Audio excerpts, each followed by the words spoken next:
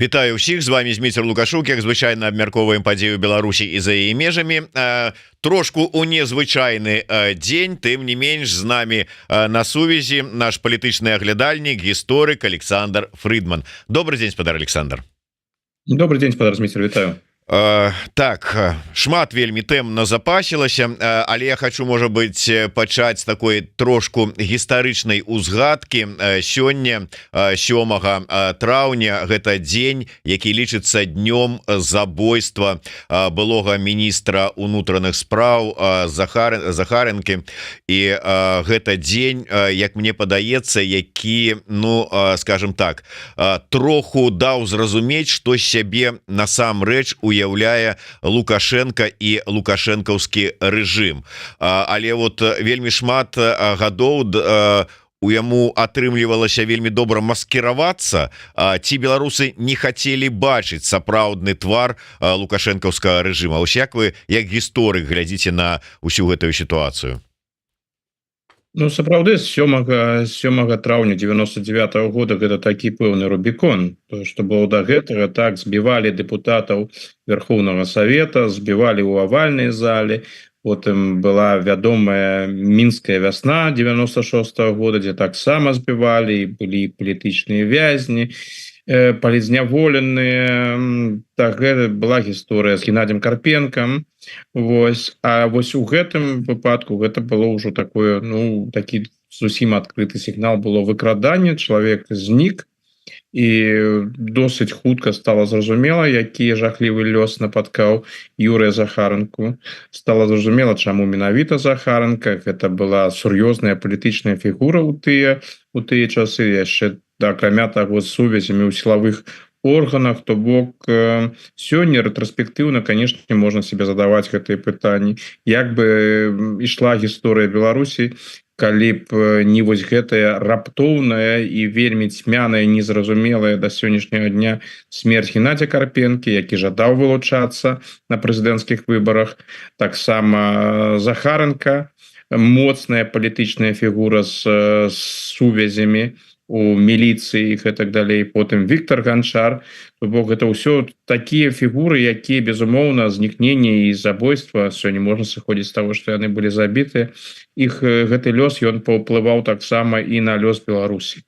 Што тычыцца стаўлення да гэтых злачынстваў, ну, калі там я прыгадваю той же пачатак нулявых, так, гэтая ж тэма, яна ж сур'ёзна абмяркоўвалася, яна была прысутная, гэта быў пэўны шок, пераважна для дэмакратычнай супольнасці, тое, што людзі вось просто так знікаюць і хутчэй за ўсё былі забітыя. Гэта была вельмі важная тэма падчас прэзідэнцкай кампаніі 2001 года, і той же Владимир Гончар, тагачасны кандыдат ад дэмакратычных сілаў, гэтую тэму уздымаў. Ну і былі ж акцыі, якія праводзіліся, якія нагадвалі пра лёс Захаренкі і іншых зніклых, але гэтая тэма, яна паступова з публічнай прасторы знікла. Прайшоў час, рэжым гэтую тэму высядзеў, так бы мовіць, пра гэта перасталі гаварыць, пра гэта перасталі паведамляць, і гэта ў пэўным сэнсе стала справай родных і блізкіх і людзей, ну, неабыякавых, назовем гэта так.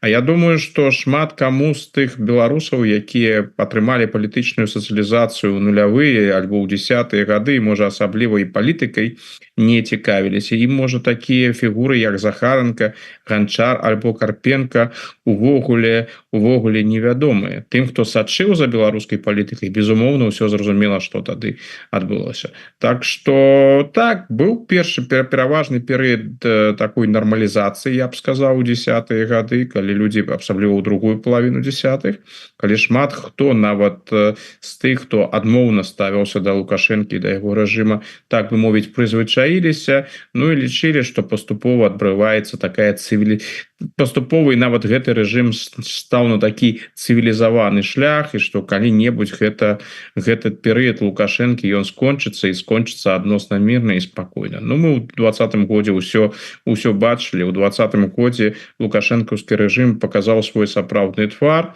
Вось, а тыя, хто уважліва сачылі за беларускай палітыкай, і адпаведных ілюзій не мелі, ну, тых людзей, напэўна, і падзеі, якія пасля 20-го года ў Беларусі адбываюцца, асабліва не здзіўляюць. Тое, што адбываецца пасля 2020 года, з пачаткі вось гэтага можна было пабачыць яшчэ ў 90-е і адпаведна ў 99-м годзе, калі знік Захаренко і потым іншыя. Атрымліваецца, што по вялікаму рахунку вось тыя заявы, якія мы днямі пачулі ад лукашэнкаўскіх прапагандыстаў наконт таго, што трэба іх ввогуле знішчаць, гэтых апанентаў рэжыма, тых, хто не любіць Лукашэнку, хто хоча там, каб ён сышоў, дамагаецца гэтых вось праціўнікаў, гэтых, як яны там кажуць, гэтых свядомых, чамусьці вот яны лічаць, што вот свядомы гэта дрэнна, а несвядомы гэта тое, што ім трэба. Гэта просто лагічны працяг, лагічныя праявы лукашэнкаўскага рэжыму. Ён нарэшце праявіў сябе відавочна ў 2020 годзе сам, а зараз пайшлі праяўляцца і далей гэтыя сапраўдныя яго рысы. Так, усё так, і тым больш, што ў Лукашэнкі ж і ў яго атачэння вопыт быў досыць пазітыўны ў 99-м, 2000 годзе. Адбыліся гэтыя знікненні. Пра іх шмат казалі, пра іх шмат пісалі, нават у тыя часы яшчэ актыўна пісалі нават у Расіі, і пра гэта казалі ў Расійскай Федэрацыі. Тыя ж расійскія медыі, у Расіі ж сітуацыя была ўсё ж такі інакшая ў 2000 годзе, альбо ў 99-м, у параўнанні з сённяшнім часам. Той же Павел Шарамет, які ў тыя часы працаваў на расійскім тэлебачанні, на першым канале, і он зрабіў вельмі шмат да таго, каб данесці і да расійскай аўдыторыі, і да беларускай аўдыторыі, врэшце рэшт да сусветнай аўдыторыі праўду пра тое, што адбылося ў Беларусі ў 99-м і 2000 годзе. Так што калі гэта адбывалася тады, у такія часы, якія прынята называць, так бы мовіць, вегетарыянскімі, ну што можа пашкодзіць сёння рэжыму Лукашэнкі ў сённяшніх палітычных абставінах, калі ў Еўропе ідзе вайна, калі ён цалкам карыстаецца падтрымкай Расійскай Федэрацыі, і калі ўжо звяртаць там увагу на якіх-небудзь на якой-небудзь захад увогуле сэнсу не мае. Тым больш, што вось вопыт у Лукашэнкі, зноў жа паўтаруся, быў пазітыўны. Гэта адбылося, людзі зніклі, людзі былі забітыя, была інфармацыя пра гэта таксама і на захадзе. Вось, так што навіны гэта не з'яўляецца, і тым не менш Лукашенко ўвесь гэты час спакойна высядзеў, і яго нават не гледзячы на вось гэтыя злачынствы, у яго нават у другой палове дзесятых было пацяпленне ў адносінах з захадам. То бок гэта той пазітыўны вопыт Лукашэнкі. Ён ведае, можна зрабіць тое, перакрочыць праз усё новыя і новыя чырвоныя рысы, і нічога, ўсё будзе нармальна. Лукашенко ж не сыходзіць з таго, што калі-небудзь яму прыйдзецца несці адказнасць за тое, што адбывалася ў 99-м, 2000 годзе. Про чырвоныя рысы і сённяшні дзень мы паговорым трошку пазней. Я зараз хочу звярнуцца да тэмы. Вот цікавы закранули момант про тое, што, скажем, тыя людзі, якія там у 10-м годзе, ўжо там, скажем, 10-х гадоў, там троху пазней, то есть вот новыя пакаленні, яны ўжо амаль нічога не ведалі пра ўсю гэтую сітуацыю са зніклымі палітыкамі. Можа быть, хтосьці краем вуха чуў, а хтосьці і не чуў нават. І гэта я так думаю, глядзіце, можа быть, наша прычына наших параз у тым ліку у тым, што у нас была перарваная, вось як кажуць пра перарванасці гістарычных пакаленняў, так у нас перарванасць палітычных пакаленняў. Адно пакаленне прыходзіць на смену іншаму папярэдняму і не ведае, што там адбывалася. І гэта мы маем не тое, што прыйшлі ў 10-м годзе і не ведалі, што адбывалася ў 90-х годах, а ў 20-м годзе прыйшлі і не ведалі альбо грэбліва ставіліся да вопыту сваіх папярэднікаў, не ўлічвалі яго у тым ліку. І гэта з аднаго боку. З другого боку, калі мы кажам пра гэтых прапагандыстаў, яны таксама, відаць, не ўлічваюць вопыт і пераемственнасці гэтых пакаленняў не мае, яны не ведаюць, ці не сэнсоваюць, ці не ўсведамляюць вопыта сваіх папярэднікаў прапагандыстаў нацысцкай Германіі, ці, скажем, прапагандыстаў з вядомага радыё «Тысячы ўзгоркаў». Ну, давайте пачнем з прапагандыстаў. Я думаю, што ў іх такога далягляда насамрэч няма. Былі, канешне, выпадкі тых жа беларускіх прапагандыстаў, якія шмат зрабілі для кансалідацыі рэжыму Лукашэнкі, потым траплялі у апалу, увогуле з'язджалі з Беларусі. Ну, вось такі вельмі трапны прыклад, як мне падаецца, той же Александр Зімоўскі. Тое, што ён рабіў 90-е, другой палове 90-х і нулявых, а сёння, як я разумею, ён там далёка і ніякага адносінаў да беларускай прапаганды не мае, жыве, займаецца, напэўна, сваімі справамі піярскім, ці не ведаю, якімі у Расійскай Федэрацыі. Гэта з аднаго боку гэты прыклад. А што тычыцца там нейкіх выпадкаў за мяжой, ну, яны пра гэта ўвогуле, мне падаецца, не разважаюць. Прапагандысты беларускія, яны не жывуць будучыні, яны жывуць сённяшнім днём. А з другого боку, калі мы паглядзім, ну, напэўна, на самую адыёзную фігуру у прапагандзе ў Беларусі і адну з самых адыёзных на постсавецкай прасторы, я маю на ўвазе Рыгора Азаронка. Ну, дык які ў яго дрэнны вопыт. Ну, у яго там якраз такі ёсць гэта пераемственнасць. З аднаго боку, бацька, які ўжо ў другой палове 90-х актыўна працаваў, досыць паспяхова, трэба сказаць, працаваў у прапагандзе. І вось сёння яго сын, які пераймае традыцыі і працягвае гэтыя традыцыі. Так што я думаю, што калі Азаронак увогуле разважае пра лёс уласнай сям'і, дык ён упэўнены, што наадварот усё будзе добра, што Лукашенко сапраўды вечны, альбо калектыўны Лукашенко вечны, альбо тыя, хто прыйдуць пасля Лукашэнкі, што ён будзе запатрабаваны. Цяпер, што тычыцца дэмакратычных сіл і дэмакратычных актывістаў, вось паколькі з падзеяў 20-го году прайшоў ужо пэўны час, і эмоцыі адыходзяць на другі план, а эмоцыі, як вядома, заўсёды вораг сур'ёзнага аналізу. Вось зараз, калі эмоцыяў стала менш, ты можаш ужо больш спакойна разважаць і глядзець. І я раз-пораз сапраўды пераглядваю там розныя дыскурсы, якія там былі ў прэсе, у дэмакратычных медыяў, заявы дэмакратычных кандыдатаў, палітыкаў. Дык вось гэтая наіўнасць, яна сапраўды кідаецца ў вочы. Уяўленне, што вось мы пераможам, паколькі большасць сёння не на баку Лукашэнкі, а большасць на нашым баку, і вось мы пераможам так упэўнена, што ён ужо не зможа скрасці нашу перамогу, што вось ён сыдзе, што ён прызнае сваю паразу.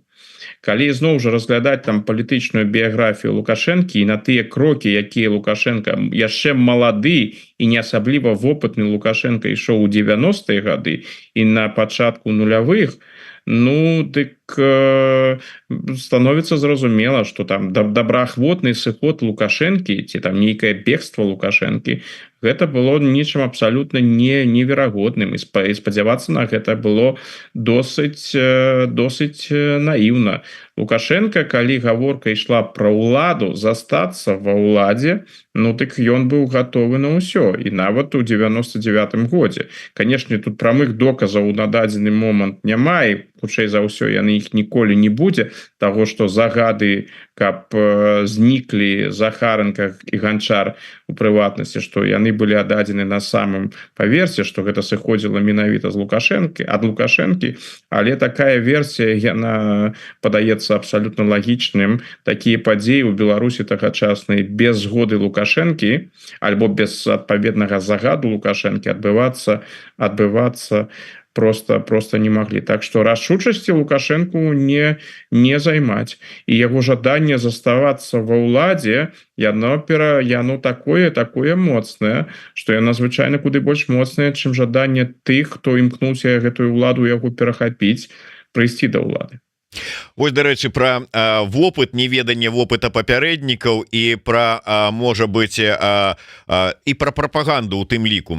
Сітуацыя з польскім суддзёй Томашам Шмідтам, які уцёк у Беларусь з Польшчы.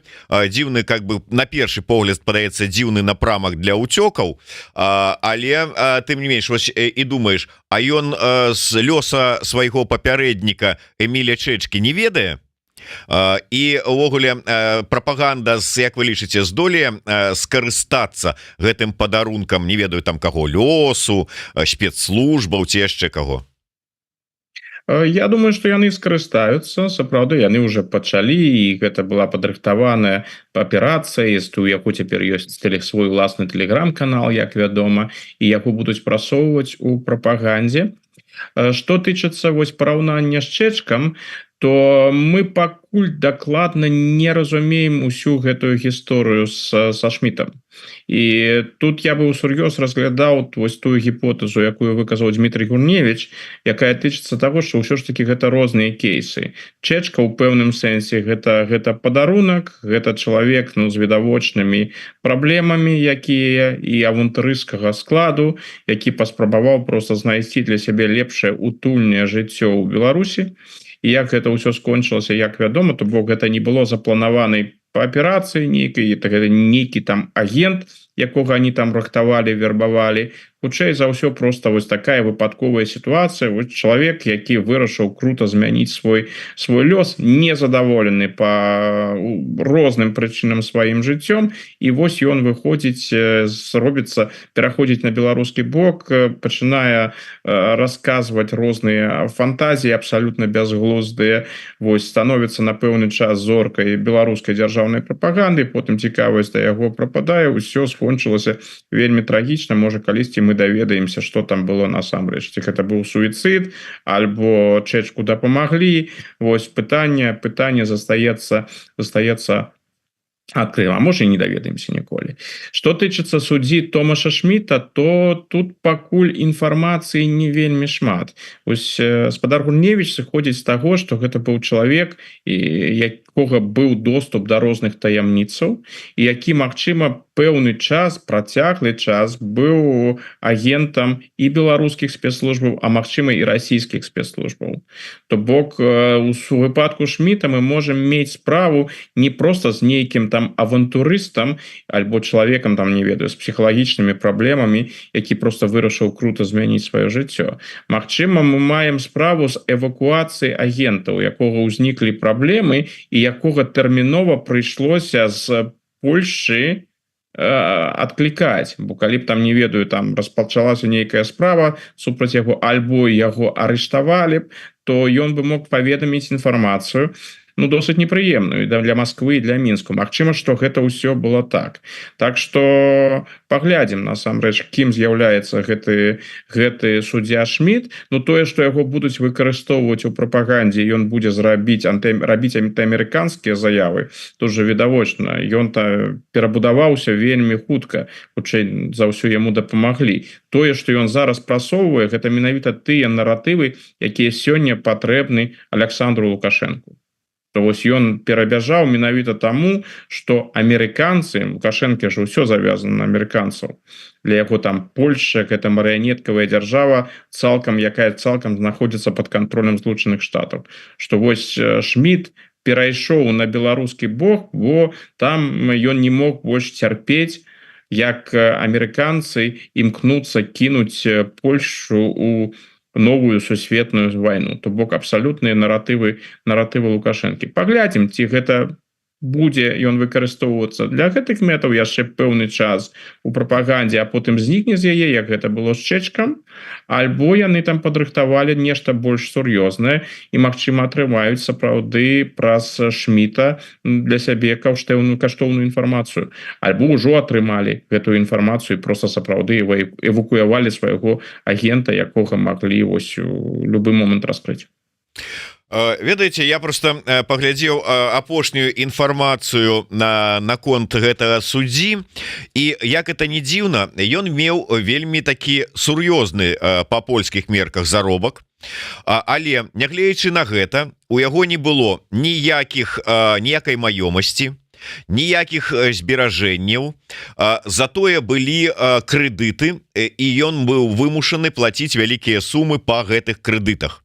Ось атрымліваецца, тут чалавек альбо быў падлоўлены спецслужбамі, калі яны тут задзейнічаны на вось менавіта гэтым фінансавым складніку, і чалавеку там как бы дапамагалі, можа быць, выплачваць гэтыя крэдыты, альбо нават і не было ніякага следу спецслужбаў, а уцякаючы, раздумваючы, куды удраць, у якім накірунку ад крэдытораў, зразумела, куды ему ехаць?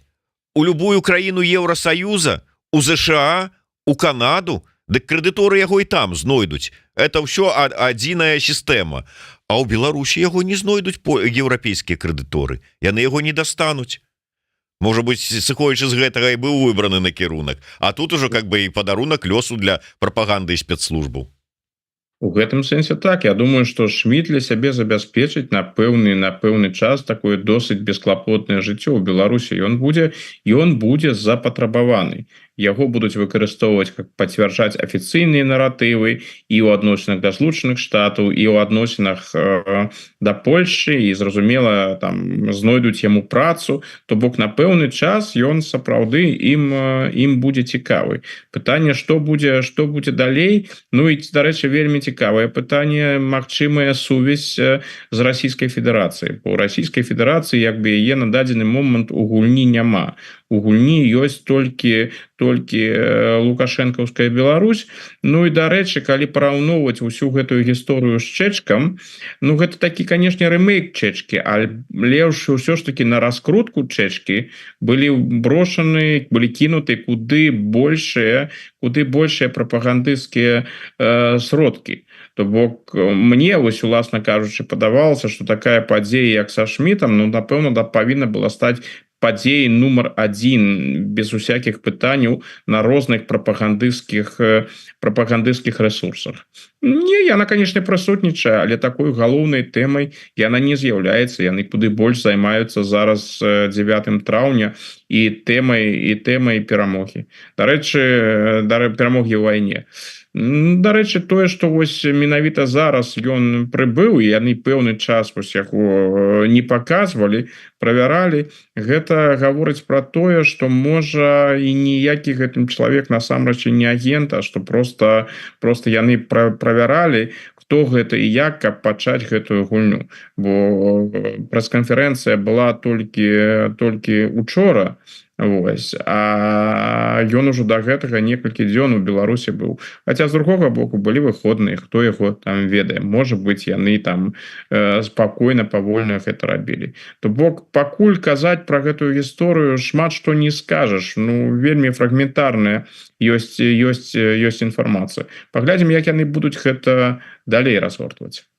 Дарэчы, калі ўжо ўзгадалі 9 траўня, ўсё ж таки гэтая дата, гэтая падзея, перамога у, як яны казалі, у Великай Отечественной вайне, яна была заўсёды такой цэментуючай для лукашэнкаўскай ідэалогіі. На гэтым усё базавалася, ад гэтага адштурхоўвалася, але нягледзячы на гэта, вось такога, як это называлі, победабесія, якога колькі гадоў ужо віравала у России, у Беларусі не было.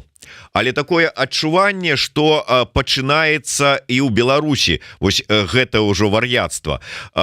Ну, хтосьці прынамсі вот так ацэньвае тое, як зараз пачынаюць таксама гэтыя колонны со сцягамі па месцах баявой славы, с прыцягненнем школьнікаў, дзяцей да ўсяго гэтага, пераапрананнем у форму, с кацюшамі, з калбасы, вось гэтымі макетамі і ўсім астатнім.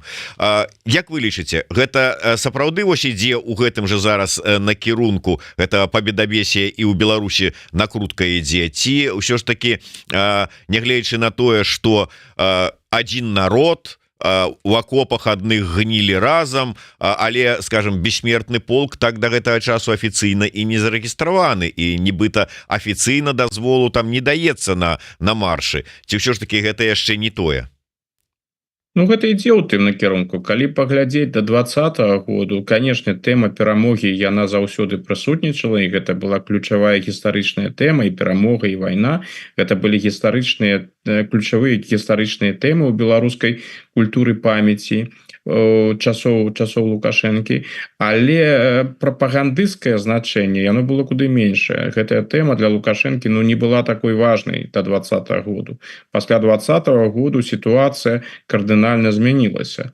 Ну а паколькі пасля 20-го году Беларусь відавочна ідзе ў фарватары Расіі і ідэалогіі рускага міра ўсё больш і больш, то беларускі бок пераймае расійскія традыцыі. Но ёсць, канешне, свае асаблівасці, паколькі ў Расіі ўсё там досыць проста. Ёсць 9 траўня, гэта галоўны дзень памяти про войну, і ўсё 9 траўня гэта такі, ну, такі апогей, назовем так, военной звязанной з войной кампании у России. Пасля 9 траўня ўсё там больш-менш ідзе спакайней. Что тычыцца ў Беларусі, у Беларусі трошки іншая ситуация, паколькі у Беларусі адразу ёсць две падзеі, якія звязаны з войной і для Лукашэнкі маюць прынцыпова важное значение. Гэта з аднаго боку 9 траўня, гэта зразумела, але яшчэ ёсць так званы дзень незалежнасці 3 ліпеня. І калі мы возьмем вось менавіта сённяшні год, то тое, што я пакуль бачу, 9 траўня гэта хутчэй такое прахадное свята, звычайна нічога надзвычайнага зараз не робіцца, ну такого радыкальнага ўжо. Ну ёсць там некаторыя рэчы запазычаныя з России, і там гэтая прамова Фёдора Поўнага, ну гэта таксама, канешне, гэта новыя тэндэнцыі. Але каб усё вось нейкім чынам радыкалізавалася, ну пакуль гэта не назіраецца.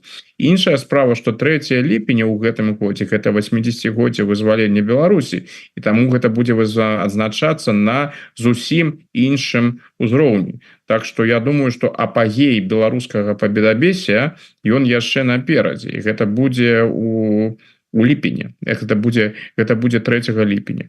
А што тычыцца вектара, ну вектор ён відавочны, вектор у бок России. Так, Лукашенко імкнецца захаваць уласныя асаблівасці, но гэта рабіць будзе ўсё цяжэй і цяжэй. Тут трэба, асабліва ў кантэксце гэтага свята, трэба паказваць сваю лаяльнасць для России, тое, што ты да России, тое, што ты падзяляеш расійскія наратывы. Так што я думаю, песьмяротны полк праз нейкі час у Беларусі з'явіцца афіцыйна і будзе праходзіць на высокім узроўні. Про войну і чырвоныя лініі акурат такі зараз давайте паступова перайдзем. Маецца на ўвазе чырвоныя лініі, якія намаляваў у тым ліку Крамлю захад, НАТО. І адной з гэтых чырвоных ліній паводле НАТО, калі беларускае войска, калі Лукашенко пагодзіцца далучыць яго канкрэтна да акупацыі ў дачыненні да Украіны, калі яны разам з расійскімі акупантамі і паспрабуюць беларускае войска туды скіраваць. Гэта была чырвоная лінія для нібыта Крамля намаляваная, што ў такім выпадку гэта стане падставай для того, каб НАТО скіравала сваіх вайскоўцаў на дапамогу Украіне, на тэрыторыю Украіны. Але што гэта можа азначаць для Беларусі?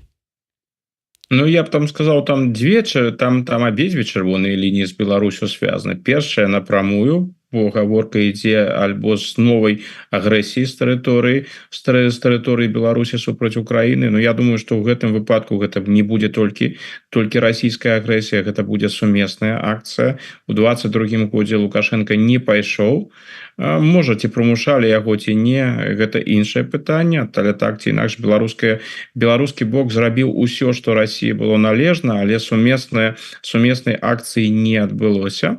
А што тычыцца другой чырвонай лініі, ну, гаворка ідзе пра агрэсіўныя акцыі, правакацыі супраць краінаў Балтыі. І яны таксама відавочна будуць праходзіць з тэрыторыі Беларусі. Тут можна себе ўсё што заўгодна уявіць, і сістэматычнае парушэнне паветранай прасторы, і нават заход там войскаў на непрацяглы час альбо на працяглы час, спроба захапіць нешта на тэрыторыі Літвы, Латвіі. Гэта ўсё таксама сцэнарыі, якія будуць адбывацца альбо з дапамогай беларускага боку, альбо нават беларускі бок сам будзе задзейнічаць. Ну, там яшчэ ёсць сцэнарый пра Малдову, уварванне ў Малдову, там канкрэтныя акцыі супраць Малдовы. Ну, тут, канешне, Малдова хутчэй заўсёды Лукашэнкі, тут Лукашэнкі адносінаў да гэтага няма. Але ўсё ж такі, калі такія рэчы будуць адбывацца, то да Беларусі гэта вельмі дрэнна. гэта дрэнна у тым сэнсе, што калі Беларусь будзе ўдзельнічаць у такіх акцыях, яна з агрэсара аўтаматычна ператворыцца ў агрэсара з усімі вядомымі санкцыямі, абмежаваннямі і іншымі. Ну гэта яшчэ і азначае, што баявыя дзеянні перакінуцца на тэрыторыю Беларусі. Калі зараз з боку Беларусі нешта пойдзе супраць Украіны у 22 годзе, яшчэ відавочна не ў апошнюю чаргу з прычыны рэакцыі захаду Украіна не адказвала, яна не абстрэльвала тэрыторыю Беларусі і іншае. У 22 годзе яны гэта зрабілі, павялі сябе прагматычна. Гэта не паўторыцца. Я думаю, што калі зараз нешта падобнае будзе з тэрыторыі Беларусі, будзе адказ. Любыя такія крокі лукашэнкаўскага боку яны прывядуць да таго, што вайна не тэарэтычна і не гіпатэтычна і не апасродкава, а рэальна прыйдзе ў Беларусі. Лукашенко гэта разумее. Што тычыцца НАТО, ну ізноў жа, гэта лічыцца, што гэта чырвоныя лініі НАТО. Мы ж маем справу з публікацыяй італьянскага выдання «Ля Рэпубліка», якое вось гэты сцэнарый выклала, і хутчэй за ўсё яно карысталася крыніцамі з Парыжу. Хутчэй за ўсё мы маем справу тут з канкрэтнымі ўяўленнямі Францыі. Бо ізноў жа Францыя гэта адзіная краіна НАТО, якая сёння адкрыта заяўляе увогуле пра магчымасць, хай сабе і тэарэтычную, увесці свае войскі на тэрыторыю Украіны. То тут, канешне, назіраецца цікавая тэндэнцыя. Францыя асабліва уважліва сочыць за падзеямі ў Беларусі яшчэ да расійскага нападу на Украіну. Макрон падчас перамоў з Пуціним заяўляў, што размяшчэнне ядзернай зброі расійскай на тэрыторыі Беларусі справа абсалютна непрымальная. Пасля расійскага ўторгнення на тэрыторыю Украіны ён нават тэлефанаваў Лукашэнку, і хутчэй за ўсё там гаворка ішла пра тое, каб Лукашенко не ўвязваўся у гэтую вайну. Ну і ёсць яшчэ цьмяная гісторыя пра прылёт у Мінск службоўца, высокапастаўленага службоўца у французскіх спецслужб перад тым, як у Беларусі была размешчана расійская ядзерная зброя. Нібыта ён там вёў нейкія перамовы з лукашэнкаўскім бокам, каб гэтую зброю не размяшчалі. Ну тут афіцыйных пацверджанняў няма. Гэта ўсё на ўзроўні спекуляцый, але з боку Францыі прасочваецца вось гэтая тэндэнцыя, што ўзмяшанне ў Беларусі ў вайну лічыцца абсалютна непрымальным. Ну это зразумелы падыход, што азначае актыўнае ўмяшанне Беларусі ў вайну, баявыя дзеянні на тэрыторыі Беларусі і баявыя дзеянні ў яшчэ адной краіны, якая мяжуе з еўразвязам. Відавочна у Парыжа і у іншых еўрапейскіх сталіцах гэтага не жадаюць. Да, так, я вот, дарэчы, з гэтай нагоды два моманта. Першае, у сваім тэлеграм-канале, дарэчы, хто раптам гэта яшчэ па нейкіх прычынаў не зрабіў, раю ўсім падпісацца на тэлеграм-канал спадара Александра Фридмана, але не забывайцеся, што ён таксама прызнаны лукашыстамі экстрэміскім, так што калі для вас бяспечна, подписывайтеся, калі не, чытайце без подписки. Тое ж самае тычыцца і YouTube канала Еврорадыо. Калі для вас гэта бяспечна, подписывайтеся, націскайце на званочек, расшэрвайце, каментуйце, задавайце свае пытанні. Дарэчы, пытанне можна задаць с выводам на экран і праз донат, ён без камісіі, так што калі ласка, карыстайцеся. Як бачыце, каментароў шмат і не заўсёды ўсё можна заўважыць, але на экран калі выйдзе, то заўважым хутчэй. Так вось, у сваім тэлеграм-канале, гаворачы пра вось гэтую ўсю сітуацыю і акрэсліванне так званых чырвоных ліній, то есть у дачыненні да Крамля гэта чырвоныя лініі. А вось калі вы казалі гэтае ж самае ў дачыненні да Лукашенко, то вы сказалі, гэта яму такая пасхалачка. У чым тут такая пасхальная, святочная нейкія, можа быць, сюрпрыз для Лукашэнкі ў этой заяве НАТО?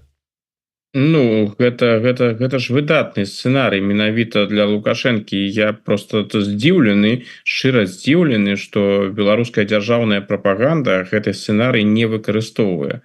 Бо гэта менавіта ж тое, што казаў Лукашенко падчас свайго апошняга візіту ў Маскву, калі ён там імкнуўся абгрунтаваць, чаму Расіі не патрэбна, каб Беларусь умешвалася ў вайну.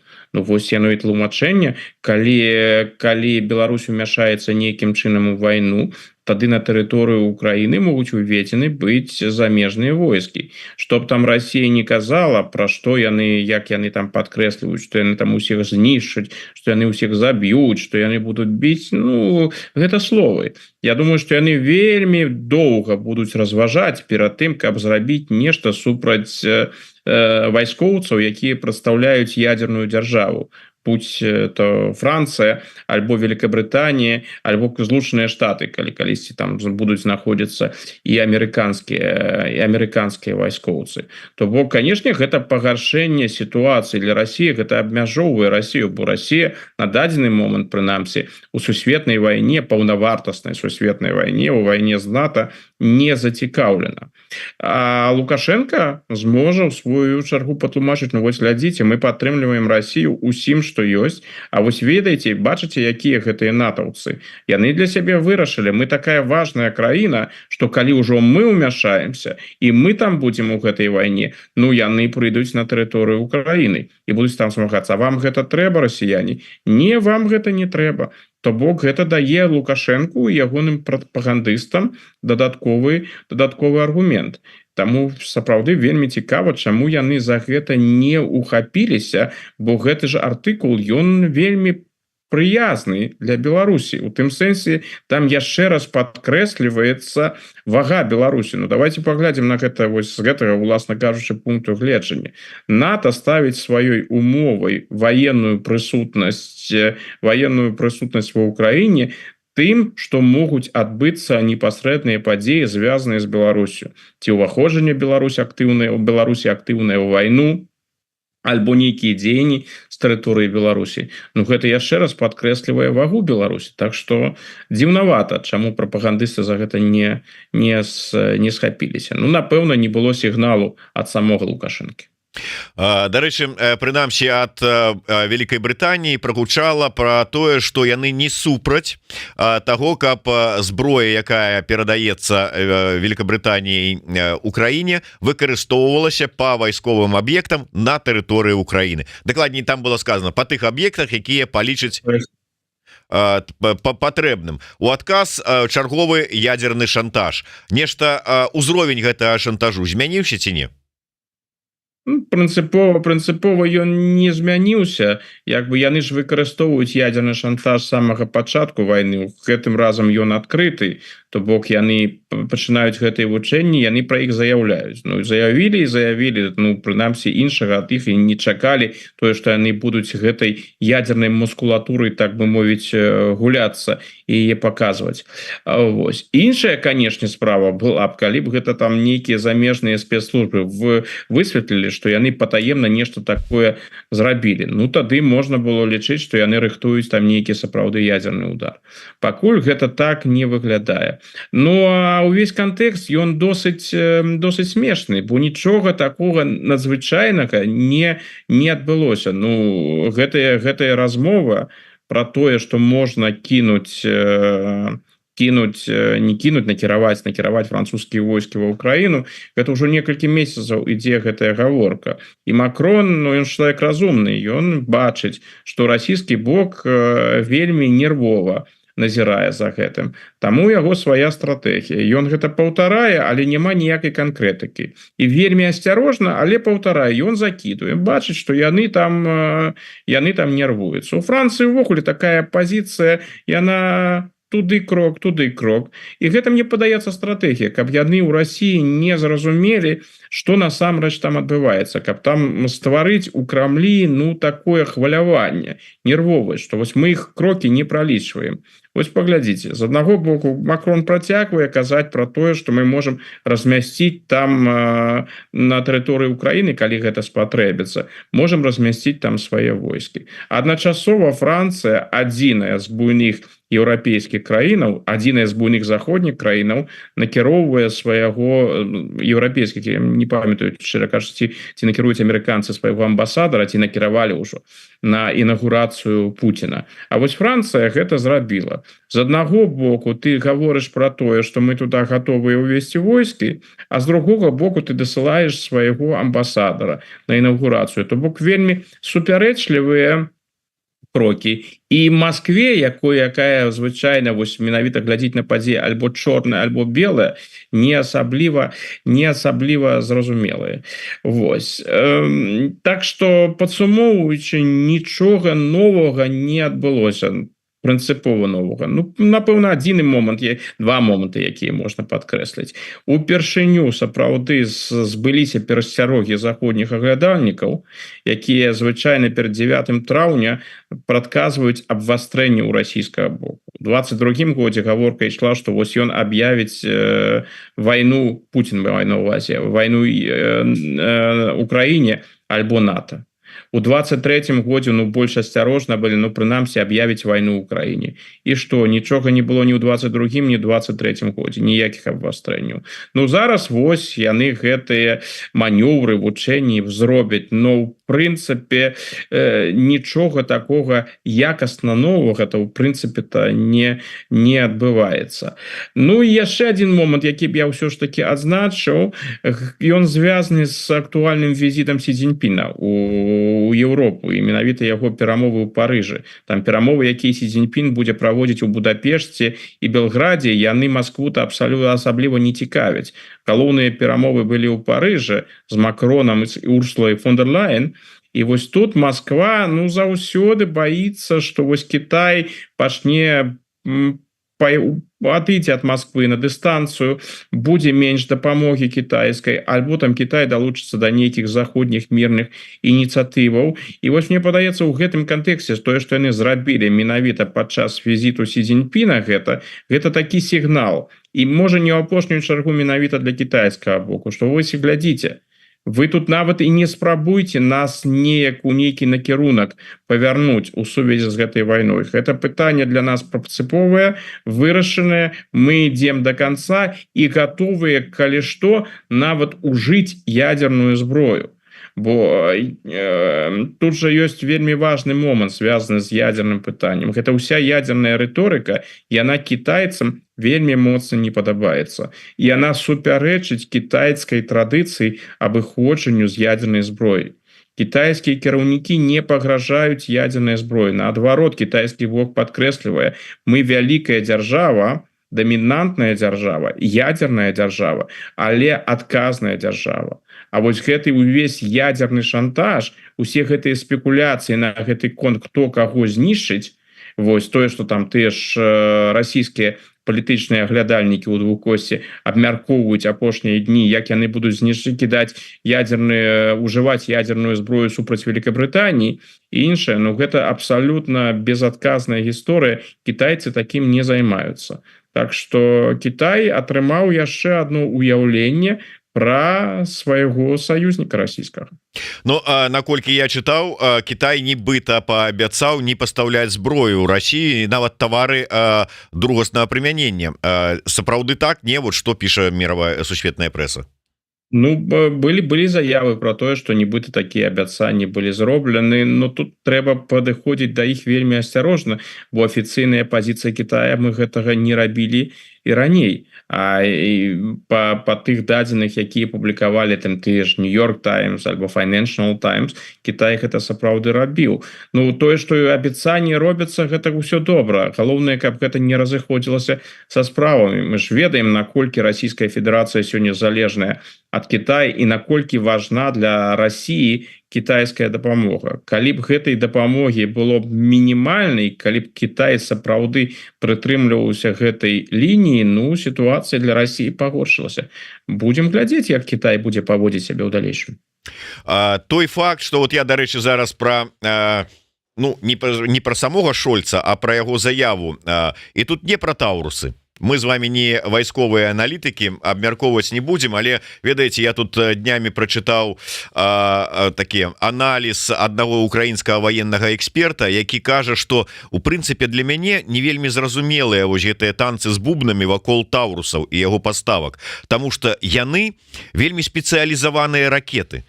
Яны на вельмі абмежаваныя колькасці носьбітаў могуць выкарыстоўвацца, і нават тыя F-16, якія чакаюць ва ўкраіне, яны да іх не падвешваюцца.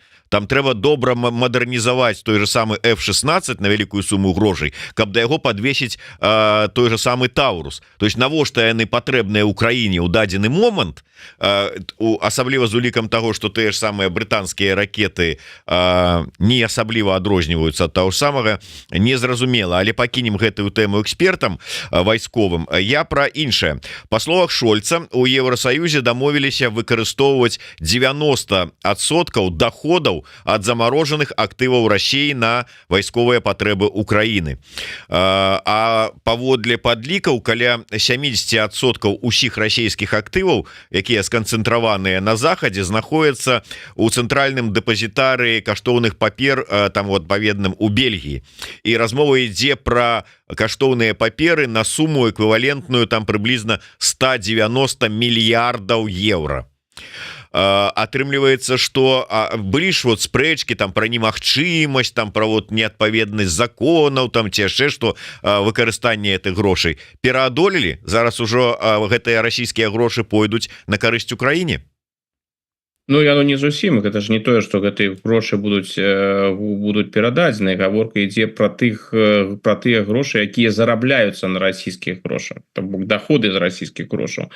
Ну так, у гэтым сэнсе яны будуць перададзены, і Украіна гэта атрымае. Гэта, канешне, таксама тыя сумы, якія маюць вагу, але гэта не мае такого ўжо вырашальнага значэння. Калі вярнуцца да тэмы Таурусаў, ну мы гэта шмат разоў сумесных в эфірах падкрэслівалі, што тэма Таурусаў яна перабольшаная. Па-першае, колькасць Таурусаў, якія можа паставіць Германія, яна абмежаваная. Гэта першы момант.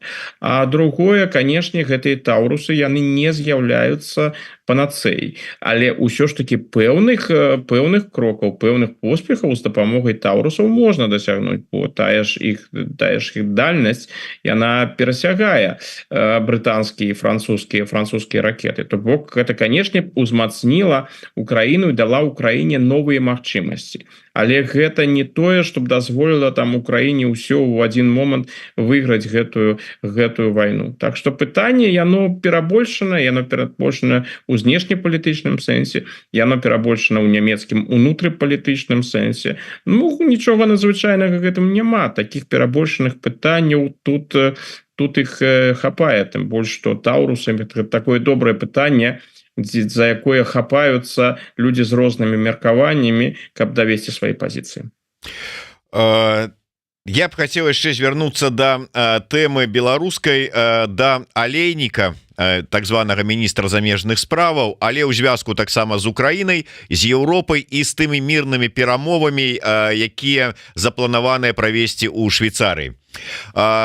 Як вы думаете, ось гэтыя заявы, ну нават не будзем казаць пра тое, што мы мірная краіна, з нашай тэрыторыі нічога не было і не будзе ніколі, пра не будзе ніколі гэта мы ўжо чулі, а то, што не было, ну відаць, дзесьці там у крыякамеры ляжаў Алейнік, так вот прапусціў гэтыя ўсе падзеі, што ж яго возьмеш. Але чаго чакаць ад гэтага, якія чаканні ёсць, скажем, ад гэтага саміту мірнага у Швейцарыі, і ці не з-за того, што галоўнага міратворца нашага рэгіёна Лукашэнку не запрасілі, так вот і дёргаецца Алейнік з гэтай нагоды.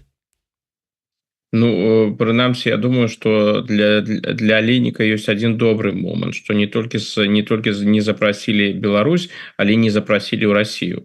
Бо зусім дрэнна было б для яго. І, дарэчы, такія варыянты яны цалкам магчымыя, што калісьці адбудуцца перамовы, на якія Расію сапраўды запросяць, а лукашэнкаўскі рэжым запрошаны не будзе, бо яго разглядаюць у якасці на захадзе, асабліва у якасці такога прыдатка да Расійскай Федэрацыі. Ну навошта там запрашаць Лукашэнку, калі ўжо запрасілі Пуціна, які, уласна кажучы, усе беларускія пытанні вырашае.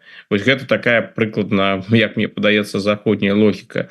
Калі я бачу ўсе гэтыя разважанні Алейніка, асабліва разважанні наконт ролі Беларусі, і што без Беларусі нічога зрабіць немагчыма, што гэта ну нікуды не ідзе вось такія фарматы, без Беларусі.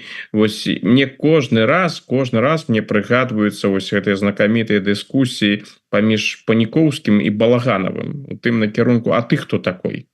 Вось чалавек, які там пра розныя рэчы распавядае і імкнецца паказаць, што ён вельмі сур'ёзная палітычная фігура і прадстаўляе сур'ёзны рэжым, а насамрэч мае досыць маргінальнае значэнне ў рэшце рэшт. Нават у гэтых французскіх сцэнарыях там жа гаворка не ідзе пра нейкую самастойнасць Лукашэнкі. Ніхто ж не сыходзіць з таго, што Лукашенко там, калі Расія яго прымусіць, сам адаб'ецца ад удзелу ў вайне альбо нешта падобнае. Сходзіць з таго, што рашэнне будзе прымацца ў Крамлі, канчатковае рашэнне. Так што гэта хутчэй месседж не Лукашенку і ўвогуле не месседж Лукашенку, а месседж Крамлю. Што тычыцца гэтага швейцарскага фармату, пакуль не зусім зразумела, наколькі будуць прысутнічаць незаходнія краіны.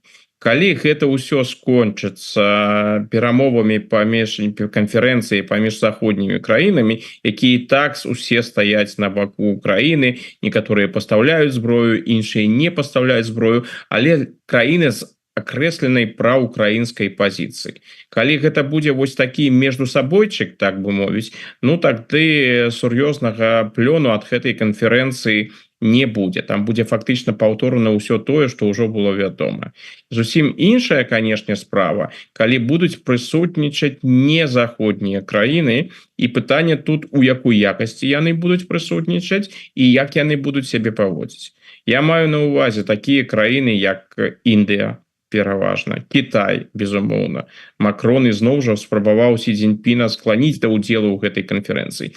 Я думаю, насамрэч, кітайцы будуць удзельнічаць. Тут хутчэй за ўсё пытанне фармату, на якім узроўні яны будуць удзельнічаць.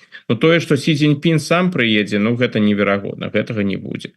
Там пытанне хутчэй, гэта будзе хто? Міністр замежных справаў Кітая, гэта будзе спецпасланнік Кітая Лі Хуэй, які займаецца украінскім пытаннем. Альбо яны ўвогуле абмяжуюцца, не ведаю, сваім амбасадарам у Швейцарыі. Гэта важнае пытанне. Што яны праігнаруюць, нягледзячы на заходнія запрашэнні, ну гэта на гэта спадзяецца Москва, але мне падаецца гэта малаверагодным. Іншыя краіны, Інданезія, Бразілія, Паўднёвая Афрыка, і можна далей пералічваць. Саудаўская Аравія. Калі яны будуць удзельнічаць, калі яны выкажуць сваю пазіцыю і тым самым у захаду атрымаецца перацягнуць іх на свой бок і фактычна паспрыяць ізаляцыі Масквы, ну тады гэта будзе поспех. Калі яны просто там будуць прысутнічаць у якасці назіральнікаў і ў выніку скажуць прыкладна тое, што учора сказаў Сі Цзіньпін, што канферэнцыя і мірныя перамовы гэта добра, але мы падтрымліваем галоўным чынам любыя перамовы, на якіх будуць прысутнічаць і Кіеў, і Масква, на якіх яны будуць дамаўляцца. Калі вось гэта ўсё прыйдзе да гэтага, ну тады прынцыпова нічога не зменіцца. Але ў мяне досыць скептычныя па шчырасці настроі адносна гэтай канферэнцыі. Я не бачу зараз нейкіх сур'ёзных магчымасцяў для таго, каб знайсці нейкі кампраміс, каб становішча ў гэтай вайне змянілася мірным шляхам. Ну, на жаль, можа быць і сапраўды, да? Дарэчы, калі казаць пра змены, можа быць, я б хацеў тут некалькі тэмаў, не так шмат у нас засталося до конца эфира, некалькі закрануць, але можа быць коротко.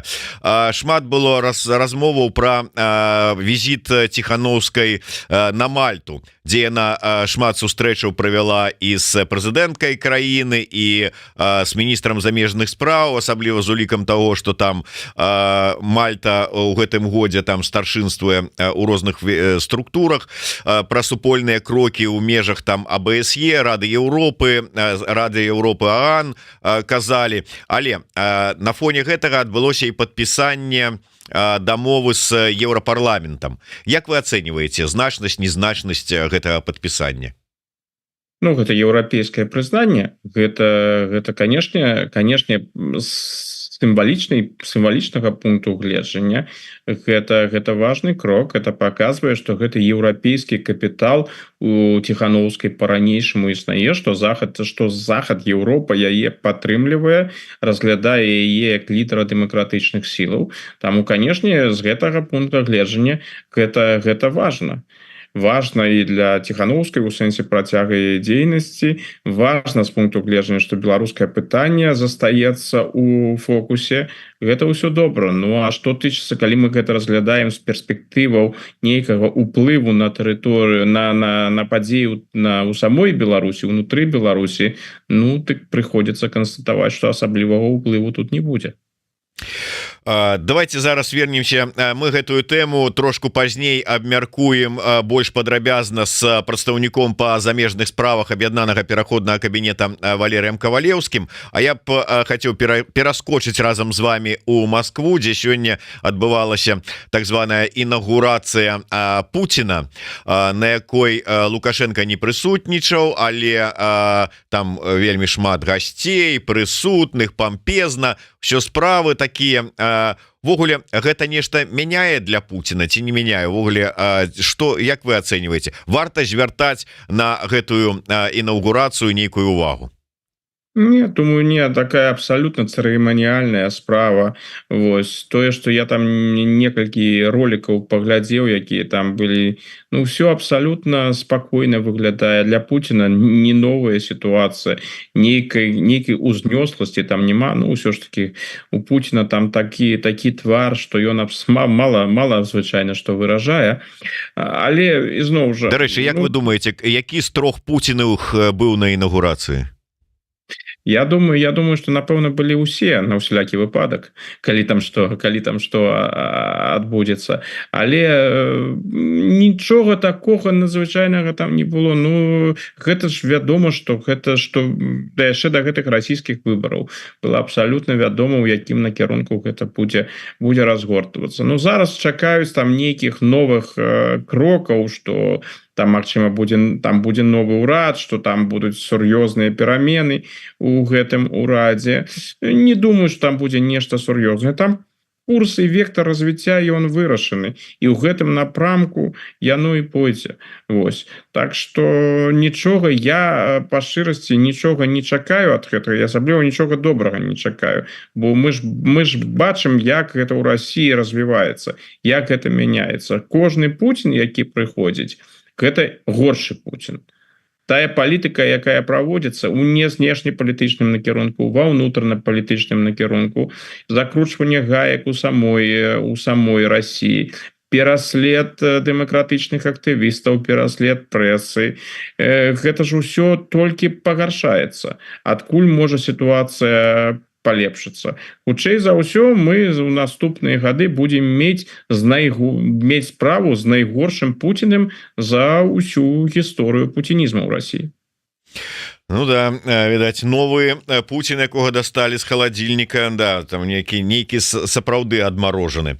Ну і на завяршэнне я б хацеў ўсё ж таки з вами закрануць тэму Ізраіля, бо вайна, на вялікі жаль, адбываецца не толькі ва ўкраіне, але і ў Ізраілі. Ізраіль ўсё ж таки таксама гэта фактычна наш рэгіён, бо там вельмі шмат наших людзей, это блізка ад нас, і нашы інтарэсы там таксама ёсць. Новая аперацыя, дакладней аперацыя працягваецца, перайшлі там на новыя тэрыторыі, ідуць размовы пра тое, што нібыта вельмі незадаволены гэтым ЗША і гэтак далей. Як вы ацэньваеце тое, што там адбываецца, якія перспектывы? Ну, Злучаныя Штаты сапраўды незадаволены, і еўрапейскія краіны незадаволены, паколькі яны разумеюць, якія будуць наступствы і для Злучаных Штатаў, і асабліва для адміністрацыі Байдена. Байдену зараз падчас выбарчай кампаніі яму новая вайна не патрэбна. Тым больш, што ён разлічвае на галасы выбарцаў мусульманаў і на галасы выхадцаў з арабскіх краінаў. І ў такіх умовах яму прыйдзецца вельмі дыстанцыявацца ад гэтай вайны і крытыкаваць Ізраіль каб не страціць гэтыя галасы.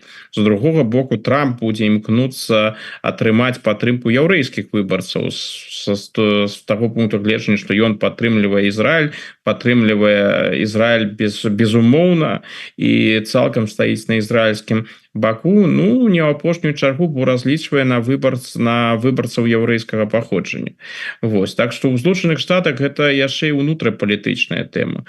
У Еўропе разумеюць, што кожны новы віток эскалацыі араба-ізраільскага канфлікту, кожны віток вайны пагаршае унутрапалітычную сітуацыю, сітуацыю ў галіне бяспекі.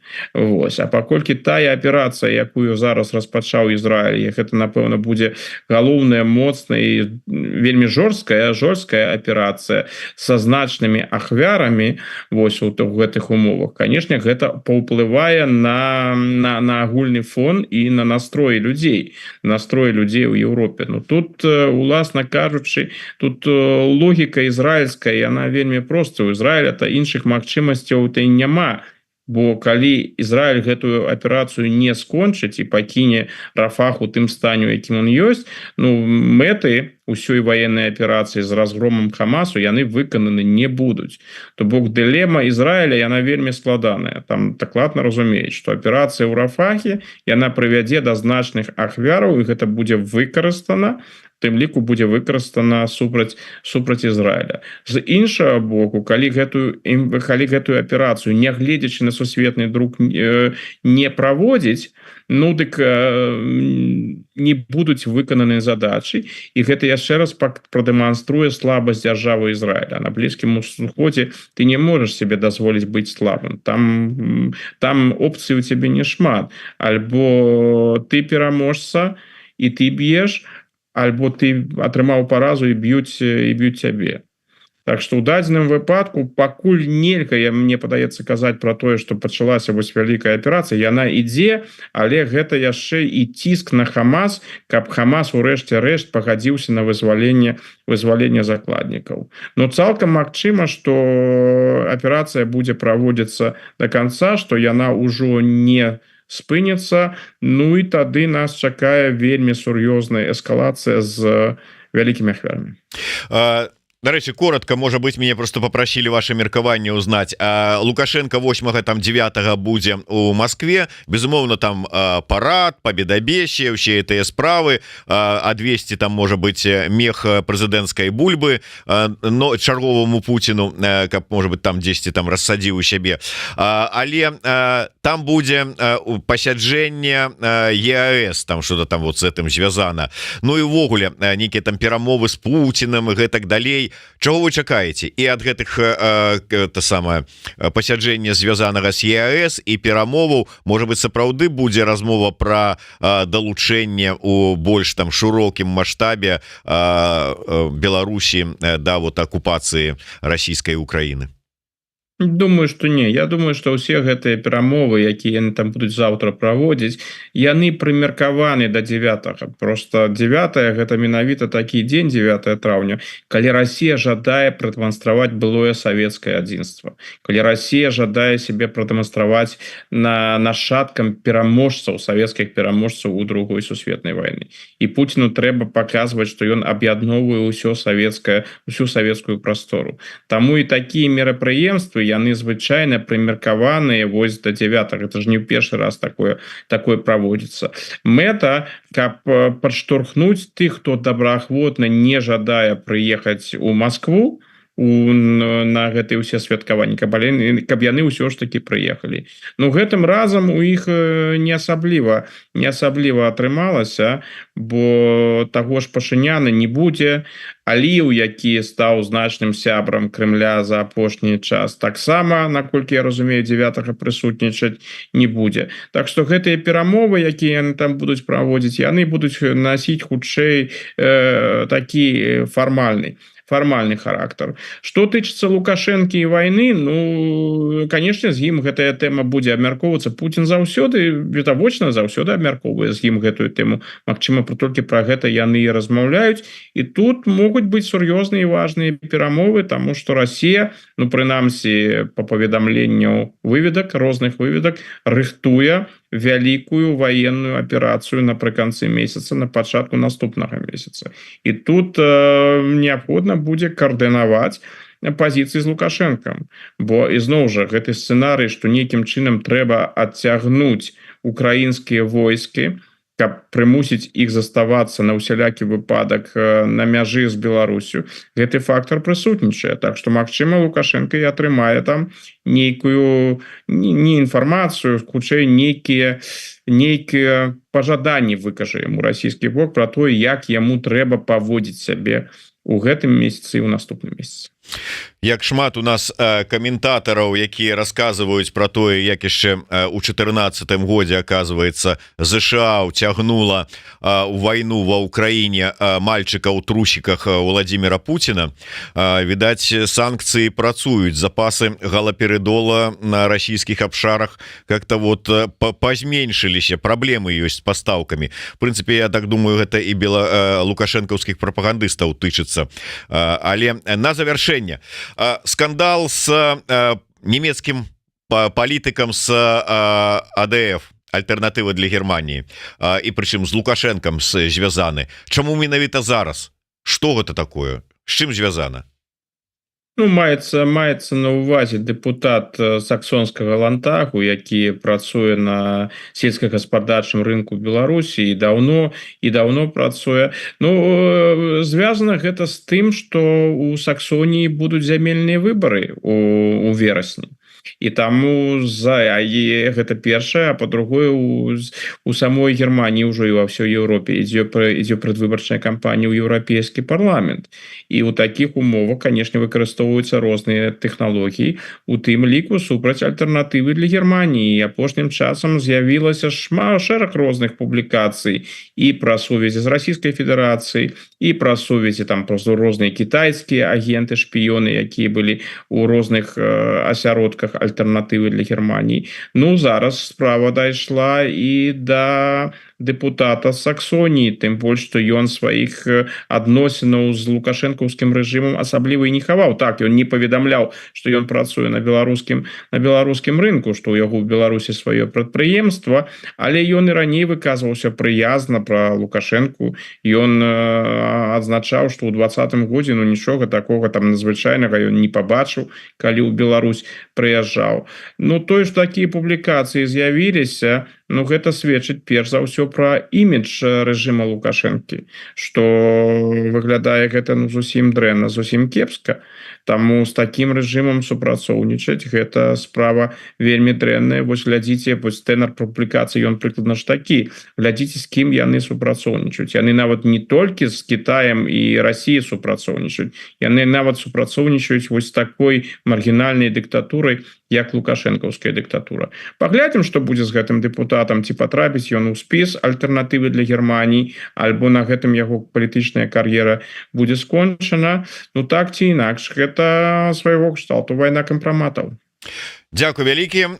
Можна было с спадаром Фрыдманам гаварыць і далей, але, на жаль, час і ў яго, і ў нас таксама не бясконцы. Таму дзякуй вялікі, спадар Александр. Яшчэ раз нагадываю ўсім подписываться на телеграм-канал спадара Александра Фрыдмана. Спасылачка будзе ў нас у каментарах. Не забывайте про YouTube канал Еврорадио. Подписывайтесь, расширвайте, задавайте свои комментары. Ну а комментаторам, якія топили за мальчика у трусиках Путина, скажем, ведаеце, мы, можа быть, вот на вашу думку, толькі России патрэбныя, а мы так хочам, каб Россия нарэшце ад нас адчапілася, каб мы стали непатрэбныя, і вот как бы яна займалася сваімі справамі. Займайцеся ўжо как бы сваімі прыбіральнямі на улицах расійскіх гарадоў, і асфальт нарэшце пакладзіце там, а тады ўжо будзем размаўляць з вами. Дзякуй вялікі, спадар Александр, жыве Беларусь, да сустрэчы.